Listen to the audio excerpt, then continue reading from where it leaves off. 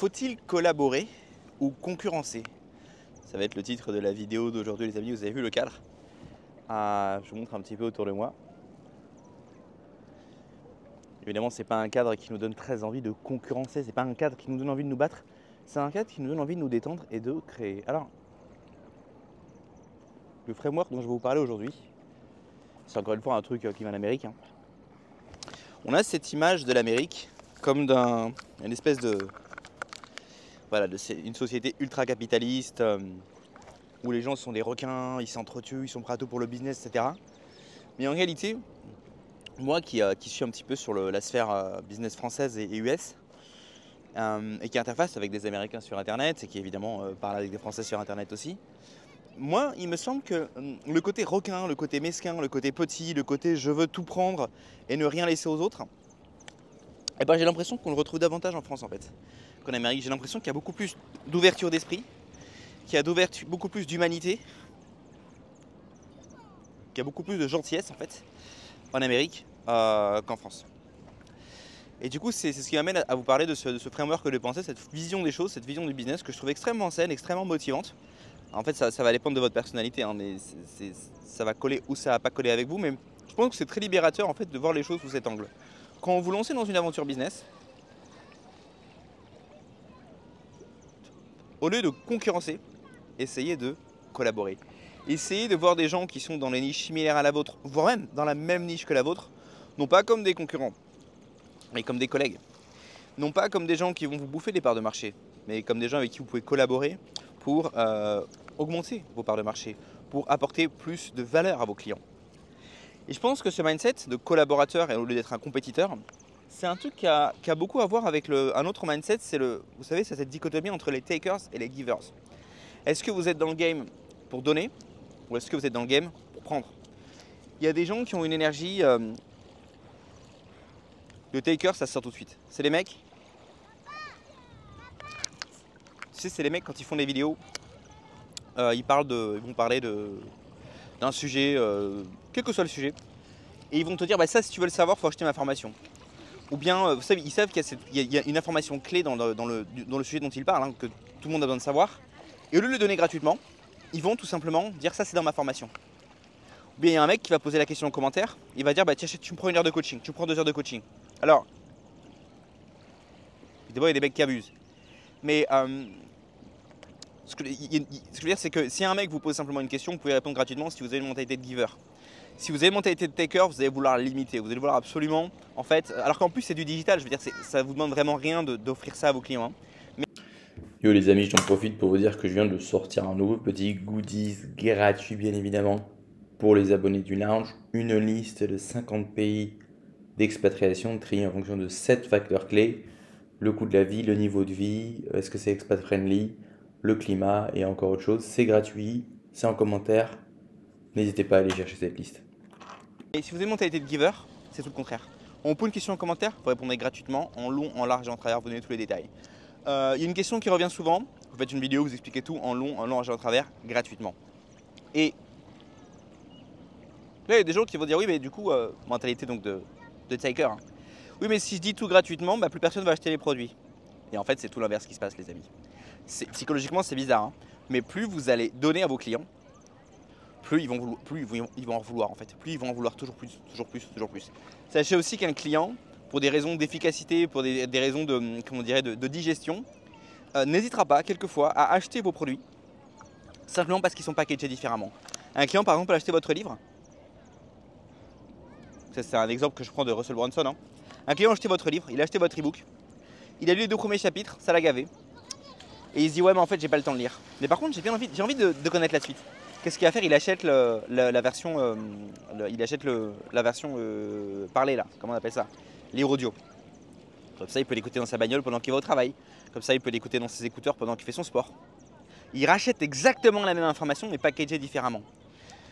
Il y a un type, il a écouté 200 de vos vidéos. Franchement si vous êtes un giver comme moi et que vous dites, vous ne retenez aucune information, vous dites tout ce qui vous passe par la tête, vous essayez vraiment d'aider vos clients en format vidéo par exemple, bah, si le mec il a écouté 200 vidéos et qu'après derrière il achète la formation, il y a de très fortes chances que 99% de ce qui est dans la formation, fait, il est déjà entendu à un moment ou à un autre. Alors évidemment, dans la formation, ce sera mieux packagé, ce sera mieux dit, il y aura peut-être des supports écrits, etc. Mais il aura sans doute déjà obtenu cette information. Pourtant, certains clients seront, moi le premier, très contents d'acheter la formation, justement pour ne pas avoir à se taper les 200 vidéos, ou pour avoir un petit reminder. Combien il y a de personnes qui seraient très contentes, peut-être pas de payer, parce qu'à cet âge-là, on n'a pas envie de payer, mais vous avez passé l'année à suivre des cours, à prendre des notes. Mais si à la fin le prof il disait voilà, je vais vous faire des petites fiches résumées de tout ce dont on a parlé pendant l'année. Combien d'étudiants ne sauteraient pas sur l'occasion de se procurer effectivement ces fiches de lecture, de se procurer ces fiches résumées, qui pourtant ne sont que des résumés, qui sont un repackaging de tout ce qui a déjà été dit dans l'année. Mais simplement pour pouvoir se rafraîchir l'information, pour pouvoir accéder à l'information de manière plus rapide. Et c'est pourquoi même en étant un giver, même en donnant tout gratuitement, vous allez toujours avoir des clients qui vont acheter vos produits payants. Ne serait-ce que parce que c'est packagé différemment, ne serait-ce que parce que c'est organisé différemment, ne serait-ce que parce que vous allez mettre des supports différents, il y aura peut-être des supports vidéo différents, il y aura peut-être des to-do. À la fin de chaque module, il y aura des listes de devoirs à faire, il y aura peut-être un accompagnement, il y aura peut-être l'accès à un groupe, il y aura peut-être les choses seront peut-être dites de manière plus succincte ou alors de manière peut-être plus agressive. Là, vous voyez, par exemple, j'allais dire j'écris au film de la plume. Évidemment, je n'écris pas, je parle. Mais je parle comme ça en fonction de ce qui me vient en tête. Évidemment, quand on va faire une formation, on ne dit pas simplement ce qui nous passe par la tête. On va prendre le temps de réfléchir, de ok, qu'est-ce que je mets, qu'est-ce que je ne mets pas. Quand on ne met pas un truc, c'est pas pour cacher au client, c'est juste pour se dire ok, comment je fais pour que la formation soit la plus digestible possible. Comment je fais pour que la formation puisse vraiment permettre au client de passer à l'action, hein, pas simplement prendre des informations, mais passer à l'action et obtenir des résultats. Et c'est pourquoi on va mettre le 20% qui apporte le 80% des résultats. Et on va vraiment organiser ça comme un peu comme un stage commando. Vous voyez ce que je veux dire? Quand vous êtes dans les forces spéciales, vous n'allez pas prendre 5 ans à faire du taekwondo pour apprendre les arts martiaux. Okay. Vous allez avoir un stage intensif et en un mois, on va vous apprendre 2-3 techniques ultra efficaces et on vous lance avec ça. De toute façon, vous avez votre couteau, vous avez votre arme et ça suffit largement pour être efficace sur le terrain. C'est exactement pareil dans une formation. C'est marrant parce que là, sur mon parasol, il y a 2 lignes oranges. En fait, j'ai 2 parasols. Et les lignes oranges, à chaque fois, je sais pas pourquoi, j'ai l'impression qu'il est en feu le parasol. Et je me dis putain, il est en feu. Et en fait, non, c'est juste qu'il y a des lignes oranges dessus. Donc, mentalité de takers, de givers, mentalité de collaborateurs ou de concurrents. À partir du moment où vous êtes petit dans votre tête, à partir du moment où vous êtes très mesquin, où vous évoluez dans votre vie avec un niveau vibratoire très bas, toujours sur je veux prendre plus, garder plus, retenir. Vous êtes dans le mindset d'un concurrent. Vous êtes toujours en train de vouloir concurrencer les autres. Vous êtes toujours en train de dénigrer les autres. Vous êtes toujours en train de. Jamais, par exemple, vous avez regardé la vidéo d'un de vos concurrents, que vous pourriez considérer comme un collaborateur, hein, mais vous le considérez comme un concurrent. Il vous a donné une idée. Qu'est-ce que vous allez faire? Vous allez faire une vidéo comme lui ou inspiré de sa vidéo, mais jamais vous allez le citer. Parce que votre crainte, c'est que le client se dise oh mon Dieu, il a cité tel mec, je vais aller le voir et qu'il vous prête des clients, le gars. Très mauvaise mentalité. C'est vraiment des mentalités de gens qui sont petits et je vous garantis que si vous vivez votre vie comme ça, vous vivrez votre vie avec toujours le cœur serré. En fait, toujours le cœur serré, toujours en train de. Vous voyez ce type d'énergie qui vous bloque, qui vous fait des nœuds à l'estomac? C'est typiquement une énergie de taker. C'est typiquement une énergie d'une personne qui voit les autres comme des concurrents et non pas comme des collaborateurs. Alors, au lieu de voir les choses comme ça, les amis, voyez les choses de manière vraiment, soyez un giver. Comment je peux en donner le plus possible? Comment je peux donner l'information à mes clients? Alors, ça ne veut pas dire que vous allez bosser jour et nuit pour faire le truc parfait et le donner gratuitement. Encore que vous pourriez le faire. Ça pourrait vous permettre d'avoir de la notoriété, ça pourrait vous permettre effectivement d'avoir de la visibilité. Bon, après, il y a des biais psychologiques auxquels il faut faire attention. Si vous travaillez gratuitement, sachez que votre travail ne sera pas valorisé comme s'il avait été payant. C'est pour ça aussi d'ailleurs que certains clients achètent une formation. Parce qu'ils se disent, en ayant acheté cette formation, il y a un petit là à côté de moi, en achetant cette formation, disais-je, eh bien, je paye et donc je vais être accountable, comme on dit en anglais. Accountable, ça veut dire je vais être redevable. De certaine manière, ça me bloque, ça me force à passer à l'action parce que j'ai lâché l'oseille. Ça, c'est aussi l'une des forces de la formation. Simplement, comme la formation n'est pas gratuite, eh bien, il y a un biais psychologique qui s'active et ça nous force à passer à l'action. Il y a des gens qui vont payer juste pour ça. Il y a des gens qui vont payer des coachs très chers juste pour que le coach, toutes les semaines, leur dise pendant 1 heure ce qu'ils savent déjà qu'ils doivent faire. Et simplement parce que l'idée, c'est de comment je m'optimise, comment j'optimise ma vie, comment j'optimise mon passage à l'action. S'il faut faire ça, on fait ça. Si on prend une formation, on prend une formation. S'il faut prendre un coaching, je prends un coaching. C'est évidemment pas destiné à tout le monde.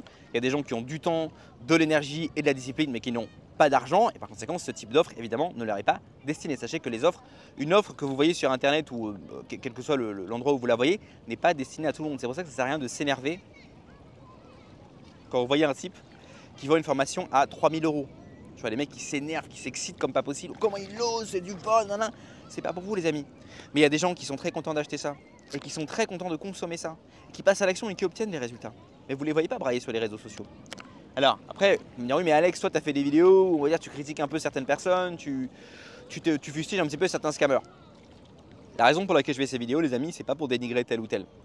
C'est pas pour dire, regardez, moi, je suis meilleur qu'eux. C'est pour élever le niveau. C'est parce que, pour ceux d'entre vous, et confirmez-moi en commentaire ceux d'entre vous qui êtes anglophones et qui regardez aussi du contenu business US, est-ce que vous n'êtes pas d'accord avec moi que le niveau en Amérique, le niveau dans l'infoprenariat de manière générale, en fait, quelle que soit la niche, hein, est tellement plus élevé. Et quand vous voyez le tout petit niveau qu'on a en France, et quand je dis le petit niveau, c'est pas que les gens sont incompétents, hein, mais c'est l'offre en fait. L'offre est bas de gamme. Et moi, je pense que c'est aussi parce que le public n'est pas assez averti et que le public en fait achète du bas de gamme, parce que le public n'a pas envie, ou bien le public en fait est intelligent, et les gens qui sont intelligents en France, ils font des carrières CDI classiques, ou bien le public qui veut faire du business, c'est des jeunes qui veulent gagner beaucoup d'argent très rapidement sans faire d'efforts. Donc forcément, l'offre s'adapte à la demande. Hein. Il y a aussi cette dynamique-là. Enfin, c'est vrai que quand on est habitué à toute la, on va dire, à la qualité qui existe en abondance aux États-Unis et qu'on voit ce qui se fait en France, des fois on a envie de relever le niveau. Donc quand je fais ça, les amis, c'est pas pour critiquer un tel. De toute façon, c'est des gens qui gagnent beaucoup d'argent et ils continueront à gagner quoi qu'un petit mec comme moi dise sur leur business. Il n'y a pas de souci là-dessus. Sachez aussi que critiquer un scammer n'est jamais à l'avantage de celui qui critique. Parce que celui qui critique passe pour un rageux et de toute façon il fait de la visibilité pour le scammer. D'accord ? Donc ça n'est jamais à l'avantage de celui qui critique. Mais effectivement, c'est vrai que moi, il arrive effectivement que je me rende compte que sur certains secteurs, dans certains secteurs au niveau de l'information en France, c'est pas au niveau. On raconte n'importe quoi aux gens et ça m'énerve un petit peu. Et donc j'essaie de donner aux gens des clés pour ne plus tomber dans ces scams-là, pour recalibrer leur cerveau, pour activer des filtres dans vos cerveaux pour justement réussir à détecter sur Internet quels sont les bons contenus, quels sont les gens sérieux et ne pas perdre de temps avec des gens qui vont effectivement vous faire perdre du temps, de l'argent, de l'énergie et peut-être même de la motivation parce qu'une fois qu'on s'est fait scammer une fois, deux fois, trois fois, des fois on n'a juste plus envie de recommencer, on abandonne, on retourne faire un petit CDI classique, on se prend plus la tête. Alors, revenons-en donc à notre... vous avez vu, je suis dans une petite chaise là, je ne sais pas si vous voyez. Hop, ça vous pouvez voir mon bide. Regardez, hop, tac, on est grave à l'aise. Je ne sais pas si vous voyez bien, j'ai foutu la chaise dans l'eau et... Putain, qu'est-ce qu'on est à l'aise. Qu'est-ce qu'on est à l'aise. On va pas tarder là. Donc disais-je, mentalité de taker contre mentalité de giver, mentalité de collaborateur contre mentalité de concurrent. Le mec qui voit tout le monde comme des concurrents, il a envie de critiquer tout le monde, il est très fermé sur les mêmes parties, et ça va forcément créer une fermeture d'esprit parce que quand il voit quelqu'un qui fait un truc de similaire, au lieu de se dire ok je peux m'en inspirer, ok ça, il peut compléter ce que je dis, ok on a le même message mais on le délivre de façon différente, c'est-à-dire que nos audiences peuvent être complémentaires. Peut-être que vous savez, vous avez tous eu cette expérience où vous avez un prof de maths qui vous explique un truc et vous bitez rien. L'année d'après, un autre prof vous explique la même chose et vous comprenez tout. Pourtant l'information c'est la même, mais la personne délivre le message de manière différente. Et donc, pour vous c'est beaucoup plus digestible. Et il y a peut-être des élèves pour qui le prof, pour vous c'était super, l'information était digestible, là pour eux ils comprennent rien, et par contre c'était le prof d'avant avec qui ils comprenaient. Vous voyez ce que je veux dire? La façon de parler, la façon de s'habiller, la dégaine, la vibe, c'est très important. Une personne peut avoir le même message que vous, la même niche que vous, mais une vibe complètement différente. Ok, il y aura une audience différente. Et des fois il y a des vibes aussi qui fatiguent, c'est-à-dire qu'il y a des modes sur internet, une façon de faire par exemple des podcasts, ou de filmer des vidéos, ou de présenter l'information, et puis il y a une trend, tout le monde se met à le faire, puis à un moment les gens en fait se fatiguent, et il faut passer à autre chose. Si vous avez une mentalité de collaborateur, vous êtes ouvert d'esprit, vous allez voir des gens qui font un peu comme vous, ou alors vous allez voir des gens qui font quelque chose de complètement différent, mais vous allez dire ok, ça c'est intéressant ce qu'il fait, il n'est pas du tout dans ma niche, mais j'aime bien sa façon de présenter l'information, j'aime bien sa façon d'en discuter. Je peux peut-être intégrer certains trucs qu'il fait à mon truc à moi. Vous avez vu, moi très souvent, j'ai aucun problème pour citer les gens. Combien de personnes j'ai cité dans ce podcast, j'allais dire, sur cette chaîne YouTube? J'ai cité Russell Brunson. J'ai cité un mec que j'écoute beaucoup en ce moment, c'est Owen Cook. En français, j'ai cité Kublai, j'ai cité, je dis que j'aime bien Marc de la chaîne de la vérité, même si j'aime bien son point de vue sur le business, mais après sur les questions de la famille, etc. Là, on va avoir un point de vue très différent.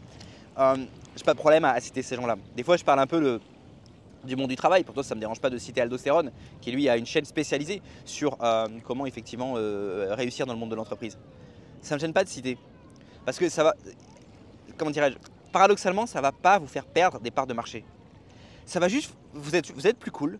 Vous allez dire ce qui vous passe par la tête. Vous n'allez pas réfléchir 100 ans, dire est-ce que je dois dire ça parce que ça en fait je le mets dans ma formation, non il faut pas que je le dise, ou il faut que je le dise à moitié, ou bien ah non mais ce mec là je peux pas donner son nom même si en fait ce que je dis là en fait c'est 80% je l'ai copié sur lui, ou alors il m'a inspiré pour faire cette vidéo mais surtout je vais pas dire son nom. Vous voyez comme oui en termes d'énergie comme c'est une énergie qui se referme. Vous voulez pas être dans ce type de fréquence vibratoire.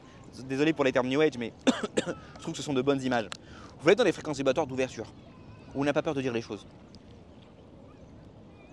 On n'a pas peur d'être transparent, on a peur d'être honnête. Alors des fois, en étant honnête, transparent, ouais, vous êtes tombé sur les mecs qui vont abuser. C'est pas grave.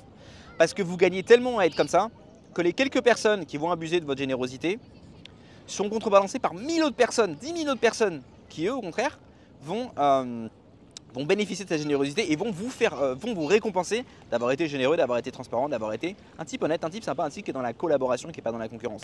Un type qui est dans le giving, qui n'est pas dans le taking. J'espère que les anglicismes ne vous dérangent pas trop les amis. Hein. Un type qui est dans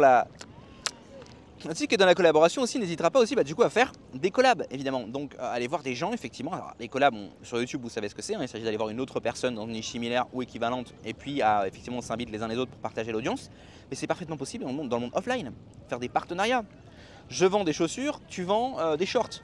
Peut-être que tu peux proposer mes chaussures à tes clients qui achètent des shorts et moi je peux proposer des shorts à mes clients qui achètent des chaussures. Et pour ça il faut être dans l'ouverture d'esprit. Quand vous êtes fermé d'esprit, et en France il y a beaucoup de fermeture d'esprit les amis. Quand vous êtes fermé, vous voulez partager avec personne, vous voulez parler avec personne, vous avez très peur de livrer vos secrets. C'est à un moment donné, il y a encore des gens qui pensent comme ça, c'est incroyable. Il y avait une grande crainte de la part des gens. C'était quand ils avaient une idée de business, il fallait surtout pas en parler. N'en parle pas, on va te voler ton idée. Si vous saviez les amis, personne ne va voler votre idée de business. Même s'il y avait 1000 mecs déterminés à faire la même chose que vous, combien réellement passeraient à l'action? Et sur ceux qui passent à l'action, combien réussiraient réellement à rentrer en compétition avec vous? Et sur ceux qui entreraient en compétition avec vous, combien de parts de marché réellement ils vous prendraient? Et même si vous prenez une demi-part de marché, peut-être que derrière vous en avez gagné 20 des parts de marché, en étant ouvert, en étant transparent, en étant honnête, en étant dans le giving. Pensez en termes de collaboration. Tiens, ce mec-là il fait comme moi, j'ai pas envie de le haïr, j'ai envie de m'inspirer, j'ai envie de le booster, j'ai envie de le retweeter, j'ai envie de parler de lui, j'ai envie de commenter sous sa chaîne. Combien il y a de mecs sur Twitter qui osent pas mettre un like sur telle ou telle personne qui sont dans la même niche qu'eux? Parce qu'ils se disent ah mais non si je le like on va croire que je lui laisse le cul, on va croire que je suis inférieur à lui et que en fait c'est lui le boss du game et que c'est pas moi donc je vais pas le liker parce que nanana. Combien de mecs comme ça? Combien de mecs sur YouTube quand ils vont commenter sur les chaînes, par exemple avec ma chaîne Empire Digital je vais commenter sur les chaînes de mecs qui sont plus ou moins dans la même niche que moi, j'en ai rien à foutre. Combien de mecs qui vont changer de compte pour aller faire leurs commentaires parce qu'ils veulent garder leur compte à eux bien propre? Faut surtout pas qu'on me voit commenter à droite et à gauche parce que sinon je vais passer pour un mec lambda, il faut que j'ai une image à tenir. Moi je suis un gourou du game, je dois rester mystérieux. Combien de mecs qui pensent comme ça? C'est catastrophique comme mode de pensée. Et c'est catastrophique pour le public, pour l'audience, pour l'économie, pour le marché, mais aussi pour vous les amis. Encore une fois, c'est une énergie qui vous serre l'estomac, qui vous noue l'estomac. C'est une énergie d'envie, de jalousie, de haine. Ceux au contraire dans des énergies comme le partage, comme l'ouverture. D'accord? Et il y a toujours quelque chose à vendre derrière. Il y a toujours un truc à vendre. D'accord? Donnez et proposez un truc. Proposez un truc à vendre. Vous allez voir, il y a toujours un truc à rajouter, un truc à packager différemment pour vendre votre truc. Simplement, vous avez donné des informations gratuitement pendant 3 ans. De 2020 à 2024, vous avez parlé gratuitement. Mais maintenant, en 2025, vous savez que sur Internet, tout ce qui est plus vieux qu'une semaine, les gens se disent c'est outdated, c'est obsolète. Vous pouvez faire une formation, vous allez répéter tout ce que vous avez dit pendant 4 ans, vous allez repackager, vous allez faire en sorte que la formation soit correctement présentée à l'audience, etc. Vous allez mettre 2-3 petites mises à jour, vous mettez une nouvelle version 2025, il y a des gens qui sont très contents d'acheter. Moi j'ai toujours dit, si vous êtes broke, je vous parle très souvent d'Airbnb. J'ai une formation Airbnb qui est prête, mais il faut encore que je mette la page de vente, que je mette en place le Stripe, etc. Mais un mec qui se dit moi je vais me lancer là-dedans mais j'ai pas envie d'acheter la format parce qu'elle est trop chère et que j'ai pas beaucoup de thunes. Putain mais si tu regardes toutes mes vidéos que j'ai parlé d'Airbnb, tu prends des notes sur toutes mes vidéos. Puis maintenant avec ChatGPT c'est tellement facile. Tu réorganises tes notes, tu te fais ta propre formation gratuitement avec tout mon contenu gratuit. Alors quel est l'intérêt d'acheter la formation? Et bien pour le packaging, pour la facilité à l'accès à l'information, pour pouvoir peut-être accéder à moi, pour me poser des questions directement. Même si honnêtement vous pouvez me les poser en commentaire gratuitement et j'y réponds quand même. Pour effectivement vous mettre dans cet état d'esprit où vous avez payé, donc vous voulez passer à l'action. Vous voyez ce que je veux dire? Ce que j'essaie de vous transmettre les gars, c'est que les gens qui font comme vous, voyez-les comme des collaborateurs, pas comme des concurrents. Et vous allez voir comme ça vous ouvre des opportunités. Ça va aussi créer un filtre. Parce que quand vous allez devenir ouvert comme ça, vous allez commencer à dégager tous les mecs qui sont fermés. Si vous êtes fermé et que les autres sont fermés, vous allez vous dire c'est normal, c'est le game. Mais si vous êtes ouvert, vous allez commencer à ne plus supporter les gens qui sont petits dans leur tête. Et ça va faire un filtre en fait dans votre vie. Ça va vous donner une hygiène de vie beaucoup plus propre. Vous allez dégager tous les mecs qui sont des rageux, qui sont des mecs craignos, des mecs qui sont petits dans leur tête.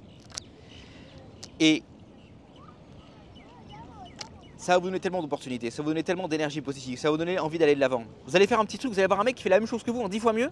Vous allez vous dire ah merde, il va prendre toutes mes parts de marché, finalement ça existe déjà, ça c'est toujours le truc, ça existe déjà, ça existe toujours déjà. Non, au contraire. Ok, moi je vais faire comme lui mais en plus petit, en différent, en format différent. Il y a toujours de la place pour quelqu'un d'autre les amis, parce que vous avez une vibe unique, parce que vous avez une expérience unique, vous avez une façon de parler unique, vous avez un vécu unique, vous avez une façon de présenter unique. Voyez les gens qui font comme vous, non pas comme des concurrents, mais comme des collaborateurs. Voyez vos clients non pas comme des vaches à lait, mais comme des gens à aider, vraiment, vraiment à aider. Vous les aidez gratuitement le plus possible, évidemment, vous avez une vie derrière. Et en plus, vous proposez des produits gratuitement. Et vous allez voir que qu'il y a tellement de gens qui vont acheter. Vous serez surpris. Il y a même plus de gens qui vont acheter parce qu'ils vont se dire ok, mais lui, j'ai confiance en lui. Lui, il a une bonne vibe, je l'aime bien. J'ai envie d'acheter son truc. Alors, si vous avez une mind de gratteur, de taker, de toujours prendre, il y a des gens qui vont le sentir, qui vont dire lui, j'aime pas sa vibe. C'est un mec qui essaie de me la mettre. Ils vont pas acheter. Alors après, vous pouvez optimiser. Hein. On peut vous dire ok, moi, il n'y a pas de souci, je suis un prédateur, j'ai envie de scam des pigeons et vous allez optimiser votre contenu, vos tunnels de vente pour scam du pigeon. Pas de souci. Si la façon dont vous voulez vivre votre vie, il n'y a pas de souci, c'est votre business à vous. Évidemment, vous avez compris que sur cette chaîne, c'est pas du tout le mindset qu'on a. Restez dans l'ouverture, restez dans le partage. Et il y a encore un autre truc, par exemple, dont je parlais, et après je vais terminer la vidéo. C'est, vous savez, quand vous faites un SaaS, une formation, et que vous offrez des politiques de remboursement très généreuses, ou des politiques d'essai très généreuses. Les gens vont dire, oui, mais si tu permets aux gens d'essayer gratuitement, ils vont créer des comptes à l'infini pour réessayer encore et encore et encore, et en fait, ils vont jamais payer ton produit. Je veux vous dire une chose, les amis. Le mec qui est suffisamment à la rue pour s'amuser à recréer des comptes Gmail à l'infini, à utiliser des cartes virtuelles, des cartes bleues virtuelles, éphémères, pour utiliser votre SaaS mois après mois sans jamais payer, c'est un mec qui n'aurait jamais acheté votre produit, de toute façon. Donc le seul risque que vous avez, c'est que votre système soit surchargé. Ok ? Mais c'est un risque minime. C'est aussi une question d'audience. Si votre audience, c'est systématiquement des petits trous de balles comme ça qui font des combines minables comme ça, c'est que vous n'avez pas la bonne audience. Vous êtes en train de vendre à des crevards, Vous êtes en train de vendre à des crevards. Vous n'êtes pas en train de vendre à la bonne audience. Changez de cible. Parlez à une autre cible. Parlez à une cible qui est plus adulte, plus mature, qui a peut-être un peu plus d'oseille. C'est peut-être une invitation à reconfigurer votre contenu, à recalibrer votre offre. Pour parler à des gens qui sont plus matures, plus sérieux et qui eux n'ont pas que ça à faire de recréer 150 adresses email pour faire la version d'essai 20 fois d'affilée. C'est pareil dans la formation. Vous ferez une politique de remboursement. Ah mais il y a des mecs qui vont acheter et qui vont demander à être remboursés même s'ils ont obtenu de la valeur. C'est pas grave. On s'en fout. On s'en fout. Okay, les mecs qui sont. Les clients à qui vous avez vraiment envie de vendre, c'est les mecs qui vont acheter, c'est les mecs qui vont utiliser, c'est les mecs qui sont ultra contents de votre produit et qui vont acheter ensuite le produit d'après et le produit d'après et le produit d'après parce qu'ils sont satisfaits. En tout cas, c'est ma vision du business, les amis. Si vous voulez des conseils, des tips actionnables, puissants et concrets pour vous lancer dans l'entrepreneuriat ou pour vous expatrier, rendez-vous dans le lounge. Le lounge, c'est ma newsletter privée. C'est gratuit, c'est en commentaire. Vous vous inscrivez, vous mettez votre adresse email. Il y a déjà pléthore d'articles que vous pouvez utiliser pour dès aujourd'hui commencer à recalibrer votre esprit et à poser les bases de votre empire financier. Donc, ça se passe en section commentaires. Si vous avez des questions, c'est pareil, section commentaires, j'y réponds gratuitement. Et on se retrouve la prochaine fois pour un nouvel épisode sur Empire Digital. Ciao les amis.